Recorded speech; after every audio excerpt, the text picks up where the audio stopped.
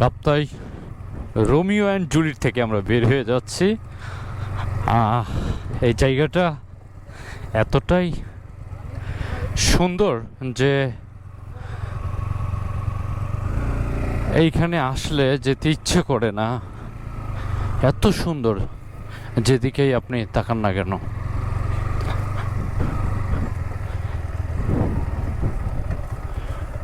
ও, এইখানে কাঁচা মাটি আছে, চাকাটা আবার পিছলায় যায়।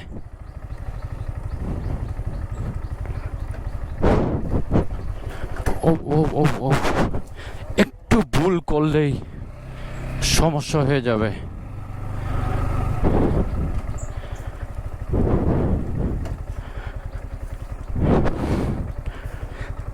অনেকটা উপরে।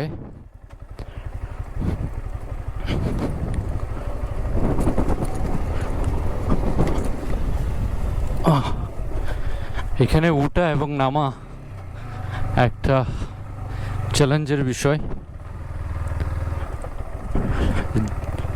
একটু নিয়ন্ত্রণ হারালেই আপনি চলে যাবেন অন্যদিকে।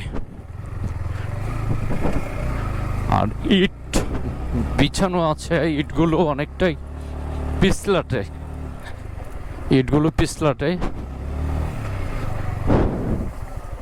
খুব সাবধানতার সাথে নামতে হয়, উঠতে হয়।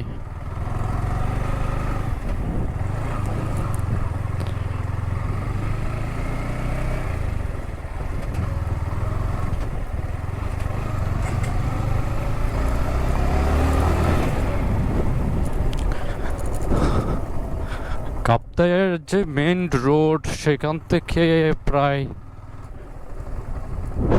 কি অবস্থা তোমাদের, অনেকটা ভিতরে আমাদের এই রোমিও অ্যান্ড জুলিয়েট রিসোর্টটা। তবে অফ সিজন যেটা, তখন রাস্তা ভালোই থাকে। এখন বৃষ্টি বাদলের দিন, অনেকটা সমস্যা হয় এই জায়গাটায়। রাস্তা পিছলা থাকার কারণে এইখানে যে কোনো মুহূর্তে একটা অ্যাক্সিডেন্ট হয়ে যেতে পারে।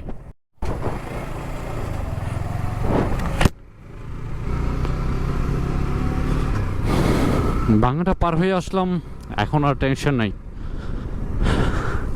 ঠিক মতো কথা বলতে পারছিলাম না ভয়ে, কারণ একটু যদি ব্যালেন্স হারাই তাহলে দেখা যায় কি পড়ে যাওয়ার সম্ভাবনা ছিল। আর মাটি হচ্ছে একদম পিছলা, এবং ইট বিছানো, তো ইটগুলো শ্যাওলা পড়ে পিছলা হয়ে আছে। পাহাড় আসলে তখনই ভালো লাগে যখন বাইক রাইড করি, বাইক দিয়ে দেখি। কারণ এইখানে দেখার যে ভিউ বাইকে বসে, এটা বিশাল। এটা অন্য কোনো কিছুর সাথে তুলনা করলে একদমই ভুল হবে, অন্য কোনো কিছুর সাথে যায় না। তো আমরা চলে যাব কাপ্তাই পাম্পে যাব, পাম্পে তেল নিব, দেন হচ্ছে আবার লিচু বাগান হয়ে রাজস্থলীর দিকে রওনা দিব তেলটা নেওয়ার পরেই।